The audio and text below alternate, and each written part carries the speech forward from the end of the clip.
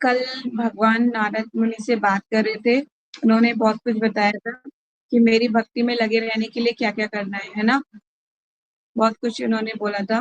भगवान बोल रहे थे कि मेरी भक्ति में लगी हुई बुद्धि कभी भी विपच्छन नहीं होती, मतलब कि वो अपने मार्ग से कभी अलग नहीं होती।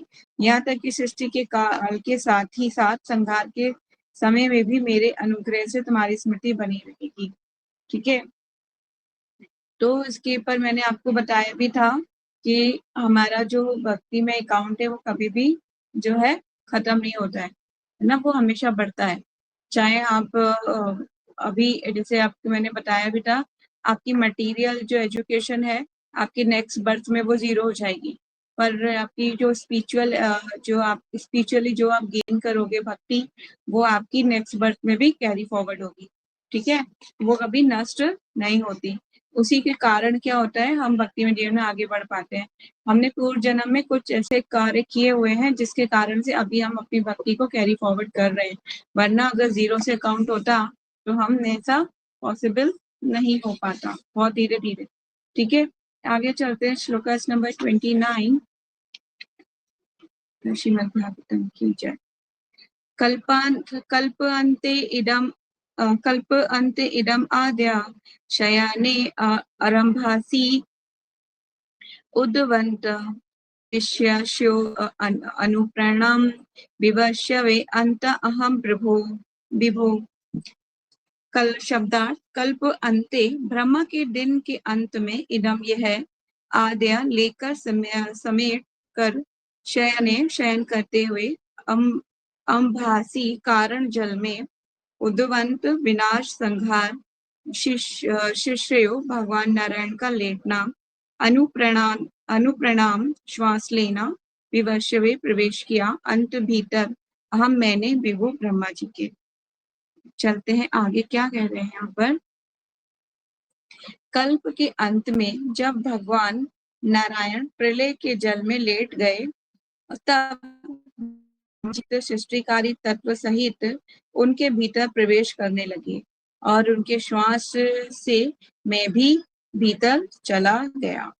ठीक है, तो जब भगवान, जब प्रलय होती है, पूर्ण प्रलय की बात हो रही है यहाँ पर, जब प्रलय होती है तो सब कुछ भगवान में समा जाता है, सब कुछ। तो बोल रहे हैं कि ब्रह्मा जी भी चले गए थे और मैं भी उनके श्वास के द्वारा उनके शरीर में प्रवेश कर गया था। ठीक है, आगे चलते, क्योंकि भगवान ही जो है हर सर्व कारणों के कारण है ना। ब्रह्मा जी बोलते हैं ना, सर्व कारण कारणम, मतलब चाहे वो जीवों की उत्पत्ति होगी चाहे विनाश होगा, सबके कारण कौन होंगे, स्वयं भगवान। क्योंकि भगवान श्वास छोड़ते हैं तो सारे ब्रह्मांडों का निर्माण हो जाता है, और जब भगवान श्वास खींच लेते हैं तो सब प्रलय के अंदर, सब प्रलय होती है और सब अंदर चला जाता है, सब कुछ। ठीक है, आगे चलते हैं। नारद ब्रह्मा के पुत्र के रूप में उसी तरह विख्यात हैं जिस प्रकार भगवान कृष्ण वसुदेव के पुत्र के रूप में। भगवान तथा नारद जैसे उनके मुक्त भक्तगण इस संसार में एक ही विधि से प्रकट होते हैं। जैसा कि भगवत गीता में कहा गया है, भगवान का जन्म तथा उनके कार्यकलाप सभी दिव्य होते हैं। अतः प्रामाणिक अभिमत के अनुसार ब्रह्मा के पुत्र के रूप में नारद का जन्म भी दिव्य लीला है। उनका प्राकृतिक तथा तिरोधान व्यवहारिक रूप से भगवान के समस्तरीय है। अतः भगवान तथा उनके भक्त दिव्य व्यक्ति के रूप में एक साथ एकमेव तथा भिन्न है, वे एक ही कोटि की दिव्यता से संबंधित है। ठीक है, तो बता रहे हैं यहाँ पर जो ब्रह्मा जी के पुत्र नारद जी मानस पुत्र कहलाते हैं, ब्रह्मा जी के पुत्र, तो फिर क्या है, वो बताया जाए कि एक लीला मात्र है ना। भगवान के जो भक्त हैं, शुद्ध भक्त हैं, और नारद मुनि के बारे में तो मतलब जितना भी बोला जाए कम है, क्योंकि इतने बड़े बड़े महान भक्त उनके संपर्क में, नारद मुनि के संपर्क में आने से इतने बड़े महान भक्त बने। प्रहलाद महाराज है, ध्रुव महाराज है। ध्रुव महाराज की स्टोरी शुरू होगी 3rd कैंटो में, है ना, तो आप सुनेंगे ना, बहुत सुंदर स्टोरी है ध्रुव महाराज की। जब मैंने सुनी थी तो मुझे लगा था ध्रुव महाराज मेरे फेवरेट है। तो मतलब इस तरह से एक ही स्टोरी लाइन में आप जब जाएंगे ना तो आपको अलग अलग स्टोरीज में अलग अलग चीजें समझ में आएंगी। ठीक है, नेक्स्ट श्लोक जयश्री पढ़ोगे 30 सहस्त्रयुगे पर्यन्ते।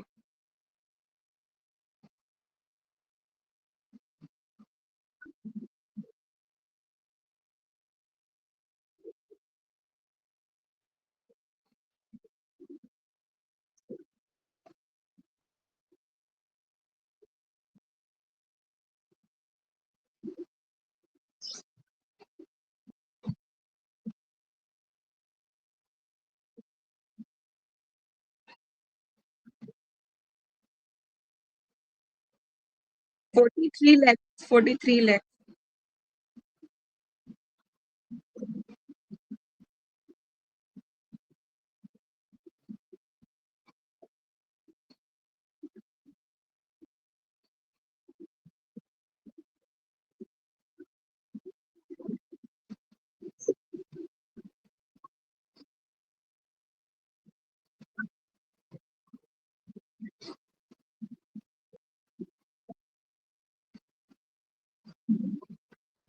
432 करोड़ है यहाँ पे, ये ना 7 जीरो है यहाँ पर, जो 7 जीरो होते तो करोड़ होता है। 432 करोड़ वर्ष, 100 वर्ष के बाद।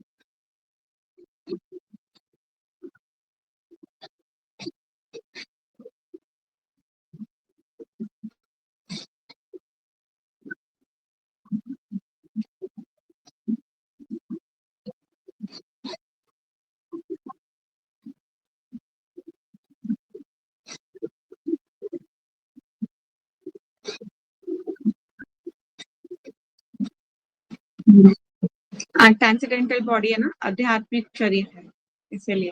ठीक है, तो भगवान का प्रलय के बाद जब पुनः सृष्टि होती है, तो सारे ऋषि मुनि, अंगीरा वगैरह, यहाँ पे जितने के नाम लिखे हुए ना, इतने सारे ऋषियों के नाम लिखे हुए हैं।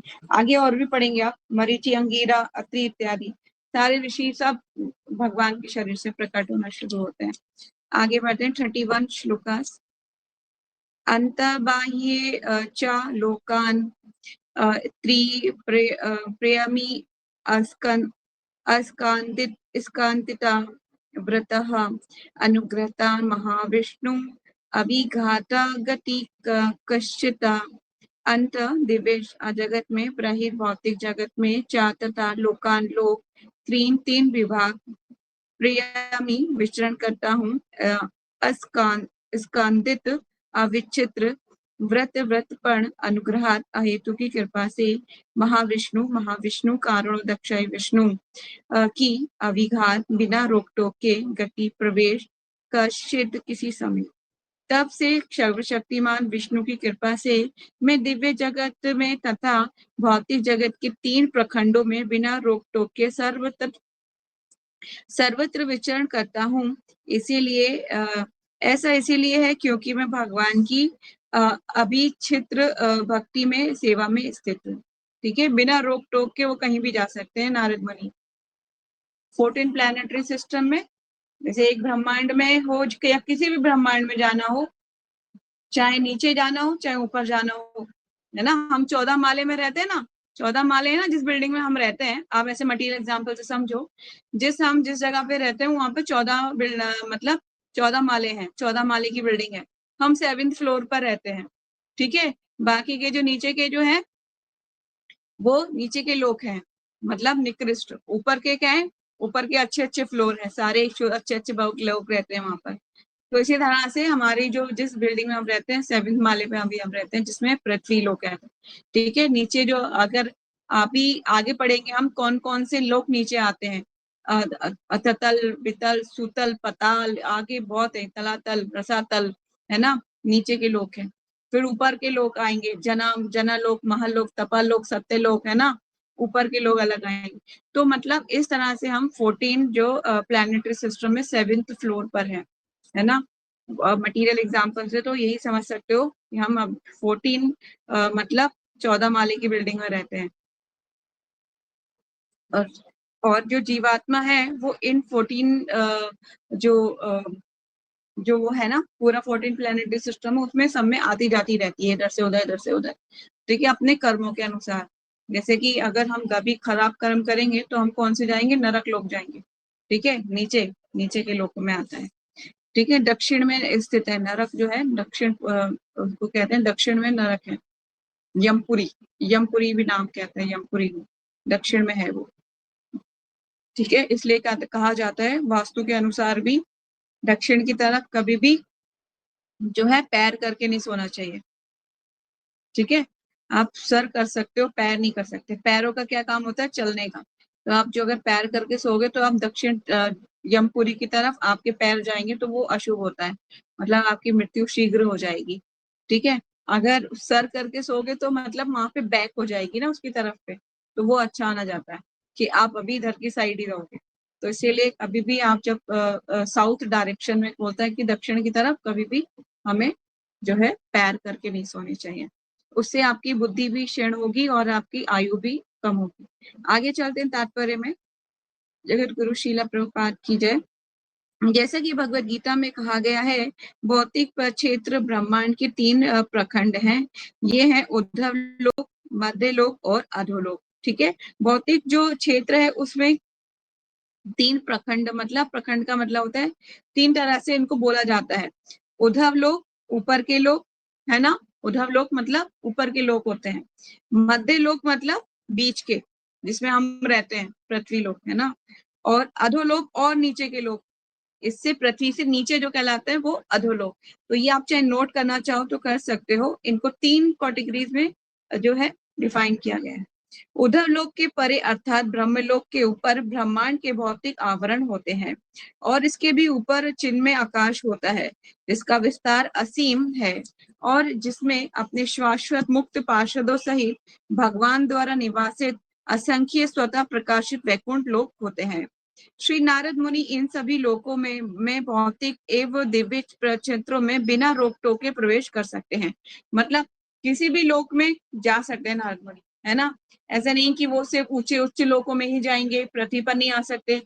एक बार इसके कॉन्टेक्स्ट में एक बार प्रभुपाद जी जो है लेक्चर दे रहे थे तो बहुत कम लोग भी उसमें आए थे।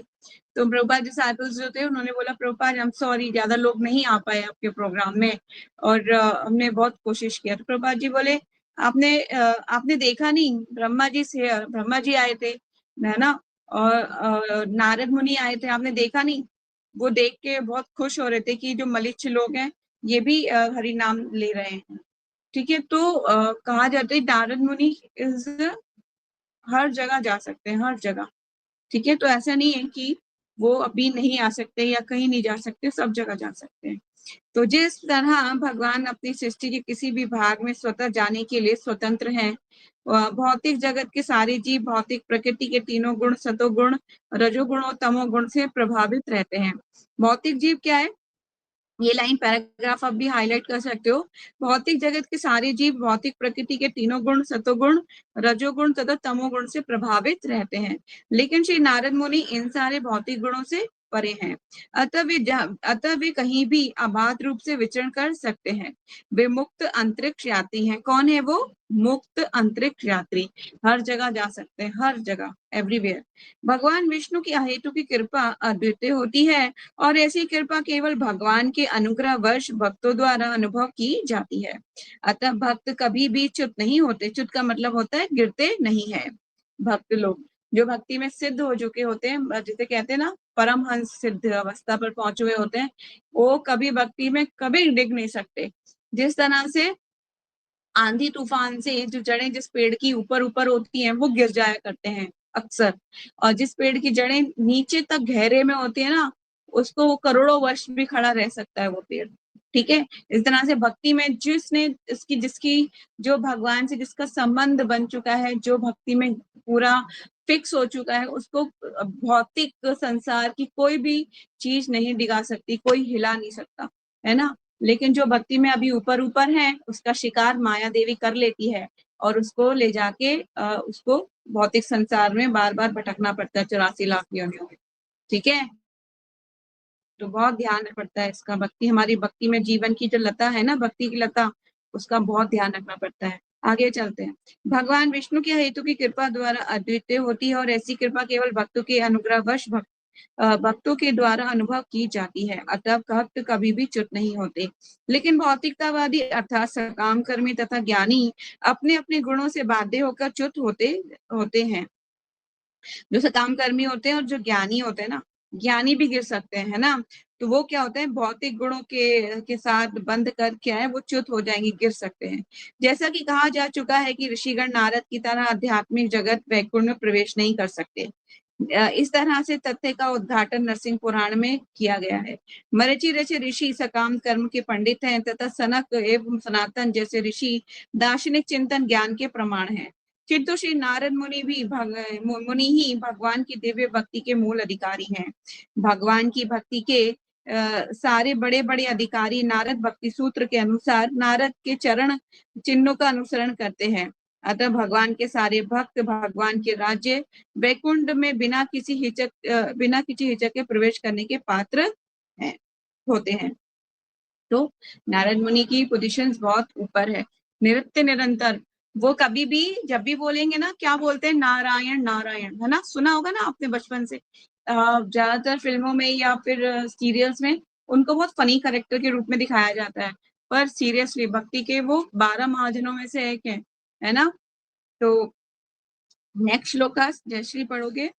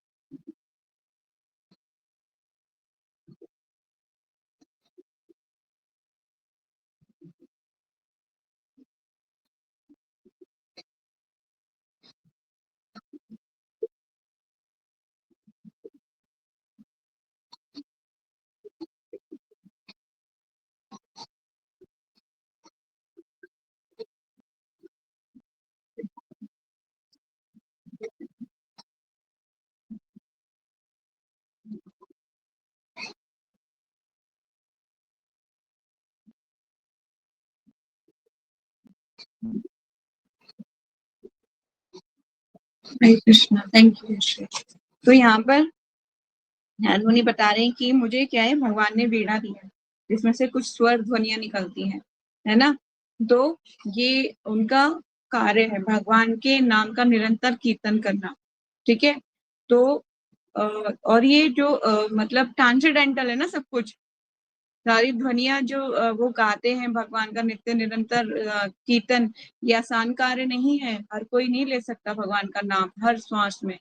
तो वो मतलब निरंतर भगवान का नाम लेते हैं, तो बहुत ही अ, मतलब लौकिक है ये, इस लोक से परे है। हम भी नहीं ले पाते हैं नित्य निरंतर नाम, है ना, हम भी भूल जाते हैं कुछ परिस्थिति में। अगर कोई अचानक से हमें कोई प्रॉब्लम हो जाए तो हमें मम्मी, चीट और शिट, ये वो पता नहीं क्या क्या मुंह से निकलता है। पर लेकिन जो भगवान के भक्त हैं वो, जो उन्हें छींक भी आएगी ना, दर्द भी होगा या सुई भी चुभेगी तो क्या बोलेंगे? नारायण, कृष्णा, गोविंद, माधव, है ना, ऐसे बोलेंगे। तो उस तरह से भगवान का नाम नित्य निरंतर नारद मुनि लेते रहते हैं। श्लोक नंबर 33 पढ़ लेते हैं। प्रगत स्ववाणी तीर्थपादं प्रियशवः अहूत एवं शीघ्रं दर्शनं याति चेतसि प्रगातः प्रगात प्रगायतः, इस प्रकार गाते हुए स्ववीणानी अपनी लीलाएं तीर्थ पाद, भगवान जो जिनके चरण कमल समस्त पुण्य या पवित्रता के स्तोत्र हैं, प्रिय शवा सुनने में सुखद, अहुता बुलाया गया, एवं मानो में मुझको शीघ्रम जल्दी ही दर्शनम दर्शन याति प्रकट होता है चेतसी हृदय स्थल में। जो ही मैं भगवान श्री कृष्ण के सुरमधुर महिमा की पवित्र लीलाओं का कीर्तन करना प्रारंभ करता हूँ, त्यों ही वे मेरे हृदय स्थल में प्रकट हो जाते हैं, मानो उनको बुलाया गया हो। ठीक है, तो जब वो कह रहे हैं कि जब भी मैं भगवान का नाम लेता हूँ तो मेरे हृदय कमल में प्रकट हो जाते हैं। तो भगवान का नाम जो बार बार इस चीज पे आप ना वर्ड को पकड़ो, क्या बोल रहे हैं वो। जब भी मैं भगवान का नाम लेता हूँ तो मेरे हृदय कमल पर प्रकट हो जाते हैं। मतलब जब भी आप भगवान का नाम लीजिए तो सोचिए भगवान के नाम में और भगवान में कोई अंतर नहीं है, there is no different to Krishna. ठीक है, तो नाम को कभी भी साधारण नहीं समझना है कि चैंटिंग कर रहे हैं हम तो फिर ऐसे ही कुछ भी करने लग जाओगे, नहीं। आप भगवान के साथ पर्सनल मीटिंग हो रही है उस टाइम पे आपकी, है ना, उस टाइम पे आप भगवान से अपने हृदय की बात कर सकते हो, जो आप कुछ भी बोलना चाहते हो भगवान से बात कर सकते हो। इसलिए कहते हैं दो चैंटिंग का टाइम आपकी पर्सनल मीटिंग है भगवान के साथ, तो उसको ध्यान पूर्वक करना चाहिए, उसको ऐसे नहीं समझना चाहिए। और मतलब हरि नाम की महिमा को साधारण नहीं समझना चाहिए, वो अपराध हो जाएगा फिर नाम के प्रति, है ना, 10 नाम अपराध है ना। चलिए आगे चलते हैं तात्पर्य में। परम पूर्ण भगवान अपने दिव्य नाम रूप लीलाओं तथा उनकी शब्द ध्वनियों से भिन्न नहीं है।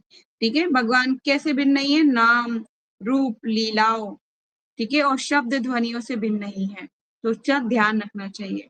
जो ही शुद्ध भक्त उनके नाम रूप तथा लीलाओं का श्रवण कीर्तन तथा स्मरण करते हुए शुद्ध भक्ति में लग जाता है, त्यों ही भगवान आध्यात्मिक दृष्ट पटल टेलीविजन द्वारा शुद्ध भक्त के हृदय रूपी दर्पण पर अपना प्रतिबिंब उनकी दिव्य आंखों के सामने दिखलाते हैं। ठीक है, तो भगवान सामने आ जाते हैं मतलब भक्तों के। अतएव शुद्ध भक्त जो भगवान की दिव्य प्रेमा भक्ति का कारण जुड़ा रहता है, प्रतिक्षण भगवान की उपस्थिति का अनुभव कर सकता है। ठीक है, जो भक्त भक्ति में सिद्ध हो जाते हैं ना जो लोग, वो भगवान का दर्शन कर सकते हैं नित्य निरंतर। तो बहुत से आप गुरु महाराज के बहुत से ऐसे चीजें हैं जो गुरु महाराज ने भगवान के दर्शन किए हुए हैं, उन्हें स्वयं भगवान लेने आए थे पर वो नहीं गए। क्यों? क्योंकि उन्होंने बोला कि अभी मेरे गुरु महाराज का कुछ कार्य अधूरा रह गया है, वो मैं पूरा कर दूंगा तब मैं जाऊंगा। ठीक है, तो उन्होंने बोला था जब मैं टीओबी में पहली आरती कर दूंगा माधव माधव की, जैसे ही भगवान वहां पे शिफ्ट होंगे वो मंदिर बन जाएगा, तब मैं यहाँ में मतलब गोलोक चला जाऊंगा। तो इस तरह से भक्तों को जो शुद्ध भक्त हो जाते हैं, भगवान नित्य निरंतर उनके सामने दर्शन, उनके सामने रहते ना एकदम, जो जब वो हरि नाम का जब गुरु महाराज का याद है मुझे, अभी मैं ग्लोरिफिकेशन सुन रही थी थोड़े दिन पहले, तो जब गुरु महाराज की व्यास पूजा तब मैंने सुना था कि ना गुरु महाराज जो है किसी भी अवस्था में हो, उनकी तबीयत खराब हो, रात को सोते हो, कुछ लोगों को लगता है गुरु महाराज सो रहे हैं पर उनका क्लिक पे आवाज आती है, पता है उनका क्लिकर है, उनका क्लिकर साउंड करता है, गुरु महाराज क्लिक कर रहे हैं, वो सोते सोते ही भगवान का नाम लेते हैं। इस तरह से गोपाल कृष्ण गोस्वामी महाराज भी सोते सोते आरती कर रहे थे, है ना, मतलब ऐसे सिद्ध भक्तों, ऐसे महाभागवत भक्तों के, और आपने देखा होगा उनकी लास्ट जो जर्नी थी विश्वलिंग गोपाल कृष्ण गोस्वामी महाराज की, आपने कभी देखा नहीं, वो मेरे पास अभी वीडियो क्लिप जो है, मेरा फोन पुराना था वो चले गया, चोरी हो गया, उसमें एक क्लिप ऐसी थी जिसमें वो स्माइल कर रहे थे अपनी लास्ट, जब उनको समाधि के लिए ले जा रहे थे, तो उनकी जो डेड बॉडी, ऐसा नहीं बोलेंगे, मतलब उनका जो पार्थिव शरीर था, अब वो स्माइल कर रहे थे, स्माइल। तो मतलब ऐसे कैसे पॉसिबल है? आप किसी की डेड बॉडी को देखिए तो वो जो है अजीब सा उनका चेहरा हो जाता है, और चेहरे पे अजीब सी लाइनिंग सी होती है, पर वो स्माइल कर रही थी बॉडी। मैंने बहुत सी डेड बॉडीज देखे हैं, वैसा किसी को ना मिले देखने को टच पर लेकिन उनकी वो स्माइल कर रहे थे उस टाइम पे। ठीक है, तो कहने का मतलब ये है कि शुद्ध भक्त हैं वो कभी नहीं जाते, वो सिर्फ ये शरीर छोड़ते हैं, उसके बाद वो भगवान के नित्य लीलाओं में प्रवेश करते हैं। ठीक है, तो यहाँ पे वही बात बोल रहे हैं, जो ही शुद्ध भक्त उनके नाम रूप तथा लीलाओं का श्रवण कीर्तन तथा स्मरण करते हुए शुद्ध भक्ति में लग जाता है, त्यों ही भगवान आध्यात्मिक दृष्टि पटल के द्वारा शुद्ध भक्त के हृदय रूपी दर्पण पर अपना प्रतिबिंब उसकी दिव्य आंखों के सामने दिखलाते हैं। अतः शुद्ध भक्त जो भगवान की दिव्य प्रेमा भक्ति के कारण जुड़ा रहता है, प्रतिक्षण भगवान की उपस्थिति का अनुभव कर सकता है। यह सहज मनोविज्ञान है। ठीक है, आप इस पैराग्राफ को हाईलाइट कर सकते हो, मार्क कर सकते हो कि शुद्ध भक्त क्या कर सकते हैं। शुद्ध भक्त जो है उनके हृदय पटल पर आंखों के सामने भगवान हमेशा सामने रहते हैं। ठीक है, और वे भगवान से सदैव जुड़े रहते हैं। प्रतिक्षण उनकी मतलब प्रतिक्षण वो भगवान का अनुभव कर सकते हैं, हर क्षण। ये एक सहज मनोविज्ञान है। वे प्रत्येक व्यक्ति एक दूसरे व्यक्ति के मुख से अपने यश का वर्णन सुनकर आनंदित होना पसंद करता है।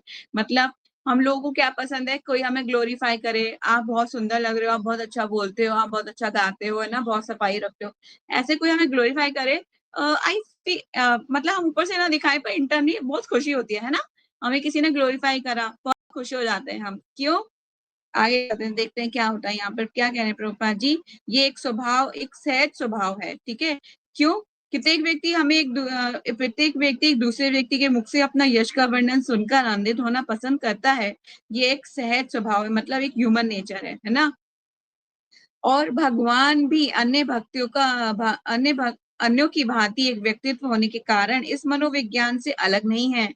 भगवान को भी ये पसंद है। क्यों पसंद है? इसका रीजन पता है क्या है? क्योंकि हम भगवान के अंश हैं, है ना। भले ही कुछ मात्रा में हमारे अंदर भगवान जैसे भगवान को गुण है ना, कुछ गुण है, क्वालिटीज है, क्वांटिटीज वाइज तो भगवान बहुत विशाल है ना।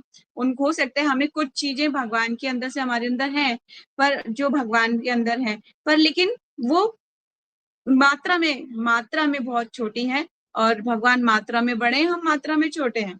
ठीक है, पर जो पिता की क्वालिटी संतान में तो आएगी ही आएगी, है ना। आपके अंदर भी आपके माता पिता की कुछ ना कुछ हैबिट जरूर होंगी, कुछ ना कुछ, जैसे कि कुछ भी हो सकती है। जैसे कुछ बच्चों के पिता के अगर हाथ पे कोई तिल है तो बच्चे के हाथ पे भी वो तिल आ सकता है ना।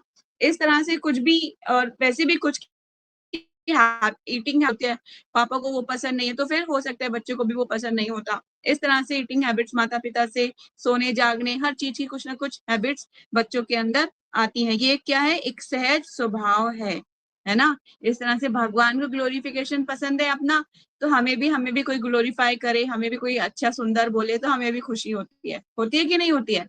तो इसी तरह से है, ये एक सहज स्वभाव है। और भगवान भी अन्यों की भांति एक व्यक्तित्व होने के कारण ये मनोविज्ञान से अलग नहीं है, क्योंकि हर व्यक्ति आत्मा में पाए जाने वाले मनोविज्ञान लक्षण परम भगवान के उसी मनोविज्ञान के प्रतिबिंब ही है ना। यहाँ पे बोला गया है हम उन्हीं के प्रतिबिंब है, शेडो जिसे कहते हैं। अंतर केवल इतना ही है कि भगवान सर्वश्रेष्ठ पुरुष हैं और वे समस्त कार्यों में अलौकिक हैं। अतः यदि शुद्ध भक्त द्वारा अपने यश के गायन से भगवान आकृष्ट होते हैं, इसमें कोई भी विस्मय नहीं होना चाहिए। इसमें कोई मतलब आश्चर्यजनक होने की बात नहीं है कि अगर कोई भगवान को ग्लोरीफाई करते तो भगवान खुश होते हैं, तो इसमें कोई आश्चर्यजनक बात नहीं है। ठीक है, ये एक सहज स्वभाव है, क्योंकि वे परम पूर्ण है। अतः वे अपने महिमा गायन से प्रकट हो सकते हैं, और ये दोनों बातें एक हैं। श्रीला नारद भगवान की महिमा का कीर्तन किसी निजी लाभ के लिए नहीं, अपितु इसीलिए करते हैं क्योंकि महिमा गायन भगवान से अभिन्न होता है।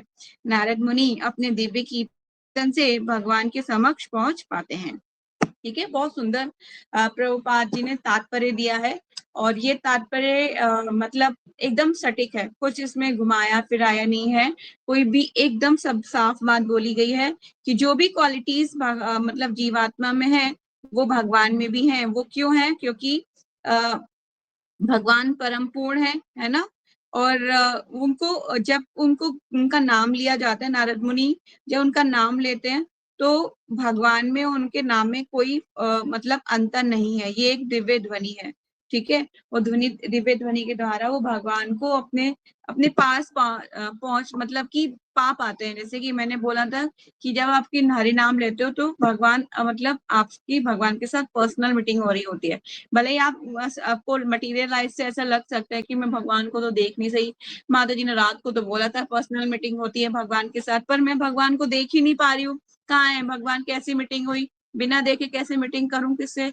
देखे नहीं, नाम के साथ। हम जब नाम ध्यान पूर्वक नाम लेंगे तो ये पर्सनल मीटिंग होगी भगवान के साथ। ठीक है, श्लोकास नंबर 34। जयश्री पढ़ो बस, फिर ये लास्ट है।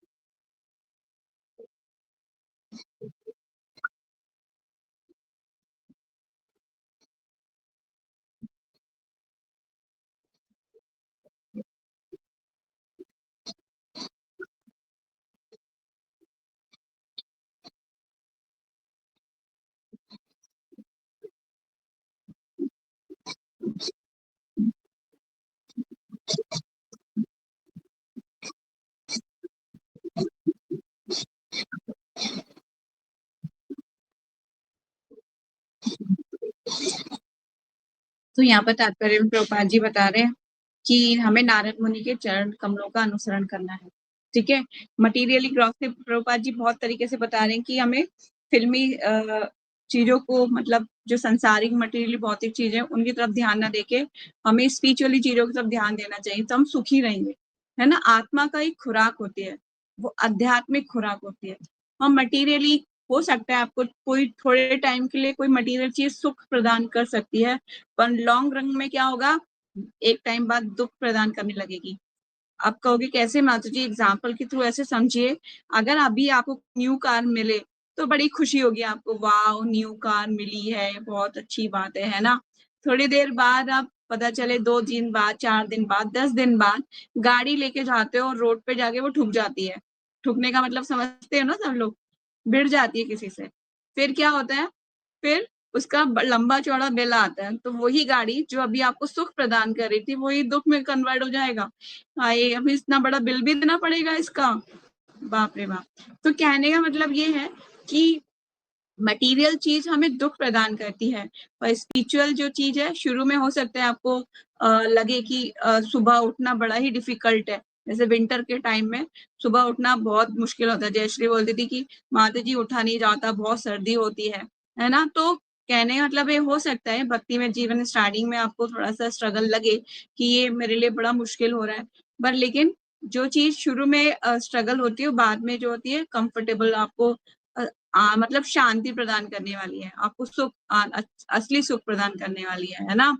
तो इसी तरह से जो है भक्ति में हमें जीना के लिए हमें जो शुद्ध भक्त है ना, उनके जीवन से सीखना चाहिए किस तरह से वो लोग जीते हैं। ठीक है, और बहुत हर एक से लर्निंग आपको ना, किसी से भी आप मिलो भक्तों से, तो खास तौर से उनसे ना, उनकी लाइफ की, उनकी साधना के बारे में, उनकी भक्ति में जीवन के बारे में, वो कैसे साधना करते हैं, क्या है उनका लाइफस्टाइल, कितने बजे उठते हैं, कितने बजे सोते हैं, आप पूछ सकते हो। फ्री टू आस्क हिम या हर, किसी से भी पूछ सकते हो कैसे आप भक्ति जीवन में आगे बढ़े, कुछ बताइए, कैसे प्रैक्टिस करते हो, तो वो अपनी आपको अपना रियलाइजेशन बताएंगे कि मैं कैसे करती हूँ, मैं कैसे रहती हूँ। आप उनसे सीखो, इंस्पायर्ड हो, फिर करो, कोशिश करो। क्योंकि जब तक हमारे पास एक मोटिवेशन नहीं होता, तब तक हम आगे बढ़ने बढ़ने की इच्छा नहीं होती है ना। जब मोटिवेट होते हैं ना, वो मेरी फ्रेंड मतलब सुबह उठती है, कैसे उठ जाती है, मेरे को भी उठना है, तो मतलब इंस्पायर्ड होते हैं हम किसी से, तब हम कार्य आगे कर पाते हैं। इसी तरह से प्रभुपाद जी बोले कि हमें नारद मुनि से इंस्पायर्ड होना चाहिए, जिस तरह से वो भक्ति में भगवान का नित्य निरंतर नाम लेते हैं, उसी तरह से हमें भी उनका अनुसरण करना चाहिए। ठीक है, तो आज हम इतना ही पढ़ेंगे। आप लोगों का कोई क्वेश्चन है तो आप पूछ सकते हो। हरे कृष्णा।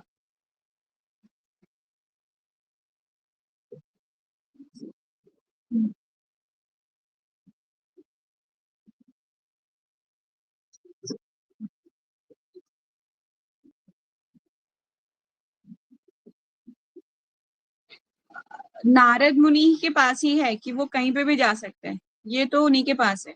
बाकी तो अभी मेरे को ऐसा सच कोई नॉलेज नहीं है कि और किसी को, ऐसा मैंने जहाँ तक पढ़ा है ऐसा और कोई नहीं है।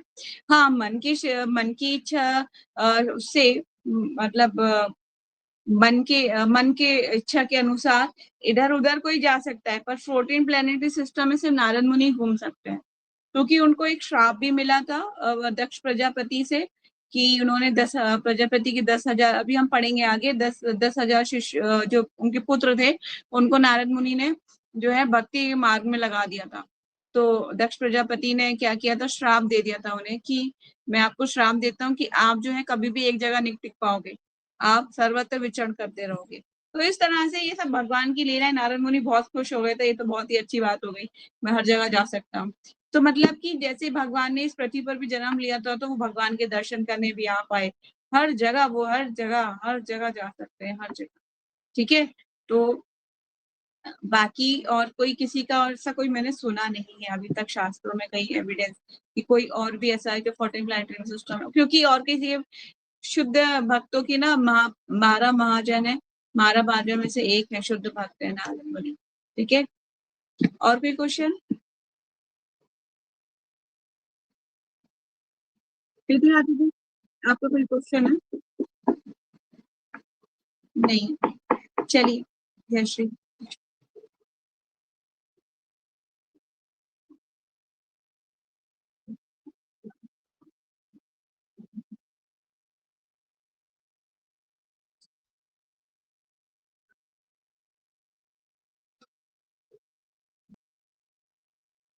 बिल्कुल बिल्कुल। भगवान को भी अगर देखो, नहीं अगर भगवान को कोई गलत सलत बोलता है तो क्या होता है, उसकी लाइफ कैसी हो जाती है, खराब हो जाती है, नहीं हो जाती है। इसलिए बोलते हैं ना, भगवान के लिए मत बोलना ऐसा कभी भी। पता है क्या हो जाएगा, तुम्हें पता है, तुम खुश नहीं रह पाओगे कभी भी। तो भगवान को पसंद नहीं, लेकिन भगवान एक पिता भी है ना। जिस तरह से इस पृथ्वी पर बहुत सारी जीवात्माएं हैं, कुछ तो भगवान के भक्त हैं और कुछ जो है भक्त नहीं भी हैं, फिर भी भगवान उनका पालन पोषण तो कर रहे हैं ना, उनको फिर भी खाने के लिए दे रहे हैं। आप देखिएगा, आप ऐसे कुछ लोग पूछते हैं, माता जी हम भक्ति में जीवन में प्रैक्टिस कर रहे हैं, और मैं देखती हूँ कि मेरे नेबर, वो जो है वो तो कोई भगवान का नाम नहीं लेता, पर वो हमसे ज्यादा सुखी है। क्यों सुखी है? पूजना में कुछ कर्म अच्छे किए हुए, उसको वो अभी उसका फल उसको मिल रहा है ना। और भगवान भी जो है, जैसे कि किसी माता पिता के कुछ बच्चे खराब भी निकल जाते हैं, फिर भी उन्हें खाने पीने के लिए तो वो देते ही है ना, फिर भी उनके सुखी जीवन की प्रार्थना वो भी फिर करते हैं, कोई फिर तकलीफ ना हो, कोई बात नहीं, नहीं कर रहा ना मेरे लिए, कोई बात नहीं, वो सुखी रहे। फिर भी भगवान जो है उनको मौका देते रहते हैं, लेकिन उस मौके का वो फायदा नहीं उठाते, वो गलत बात है। लेकिन भगवान को अगर वो जैसे कि गलत अगर वो बोलते हैं, जैसे कि मैंने देखा था एक लेक्चर में सुन रही थी कि एक इतना क्रूर और राक्षस आदमी था, उसकी वाइफ डिवोटी थी, और उसने क्या किया, और उसका हस्बैंड बहुत क्रूर राक्षस जैसा था। उसने ठाकुर जी को विग्रह, लड्डू गोपाल के विग्रह को जमीन पे फेंक के मार दिया, और विग्रह जो है टूट जाते हैं। तो उसको आप क्या सोचते हो कि उसके साथ क्या होने वाला है? वो नरक लोकों में जाएगा, है ना, नरक में जाके यातनाएं भुगतेगा। तो कहने मतलब ये कि ऐसा नहीं है कि अगर हम भगवान के प्रति अपराध करेंगे तो हम बच जाएंगे, ऐसा नहीं है। उसका फल तो उनको भुगतना ही पड़ेगा। ठीक है ना? Any more question? नहीं? तो आज हम यही पढ़ेंगे। और कल जगन्नाथ रथ यात्रा है, तो आप लोग सब आइएगा उसमें, ठीक है, पॉसिबल हो तो उसको अटेंड कीजिएगा। भगवान का रथ जो खींचता है, वो 84 लाख योनियों में उसको दोबारा नहीं आना पड़ता। अगर आप दोबारा अपने नहीं आना चाहते 84 लाख योनियों में, तो आइए जगन्नाथ जी का रथ को खींचिए, है ना। और खींच के भगवान को कहाँ ले जाते हैं हम, क्या है इसके पीछे का मोटिव? हम भगवान को ले जा रहे होते हैं वृंदावन। उनको वृंदावन जाना बहुत पसंद होता है जगन्नाथ जी को ना, क्योंकि वो जगन्नाथपुरी जो कहलाया जाता है, वो द्वारका का एक एक्सपेंशन माना जाता है, द्वारकापुरी। और जब भगवान रथ में बैठते हैं, गुंडीचा मंदिर तक जाते हैं, तो वो वृंदावन कहलाता है। तो वो अपने द्वारका से वृंदावन की तरफ जा रहे होते हैं। गोपियों ने भी क्या किया था, भगवान को वृंदावन ले जाने के लिए खींचा था। तो पहली रथ यात्रा वो तब हुई थी। ठीक है? तो आप लोग भी और मतलब कि यहाँ तक कि बोला जाता है कि जो रथ खींचता है, भगवान के रथ के दर्शन भी कर लेता है, वो भी बहुत भाग्यशाली होता है। तो हमें देखिए, बाद में पता नहीं हमें शरीर मिले या नहीं मिले, कीड़े मकोड़ों का मिले, वो तो हम नहीं पता हमें, है ना। वो तो हम उसकी इच्छा भी क्या कर सकते हैं, हमें सिर्फ एफर्ट करना है। बाकी अच्छे और बुरे फल के हम भागीदार नहीं है ना, फलों के अधिकारी हम नहीं है, वो ईश्वर ही देखेंगे। भगवान देखेंगे कि आपको कौन सा क्या फल देना है। पर हम अपने एफर्ट तो करें, कम से कम अपनी इच्छा तो करें, है ना। भगवान जाइए कल रथ यात्रा में, अपना रथ खींचे, भगवान का रथ खींचे, उनके लिए कुछ लेके जाइए, भगवान के लिए कुछ गिफ्ट लेके जाइए। गिफ्ट से मतलब कुछ फ्रूट्स, जो भी आप अच्छे से गार्लैंड बना सकते हो, जो भी आप करना चाहो भगवान के लिए, वो लेके जाइए, उनको पहनाइए, है ना। उनका आशीर्वाद लीजिए, भक्तों के संग थोड़ा रहिए, आपको अच्छा लगेगा और जगन्नाथ जी की ब्लेसिंग्स मिलेंगी। ठीक है? तो आज हम क्लास को यही वाइंड अप करते हैं। ग्रंथ श्रीमद् भागवतम की जय। पंचाकल्पतरुभ्यश्च कृपा सिन्धुवाएव च पतितानां पावनेभ्यो वैष्णवेभ्यो नमो नमः। अनंत कोटि वैष्णव भक्तवृंद की जय। नामाचार्य दास ठाकुर की जय। जगत गुरु शीला प्रभुपाद चिला गुरुदेव की जय। निताई गौर सीतानाथ प्रेमानंदे। हरि हरि बोल। कृष्ण हरे Krishna. Thanks for joining with you Aarti ji, Isha, हरे कृष्णा।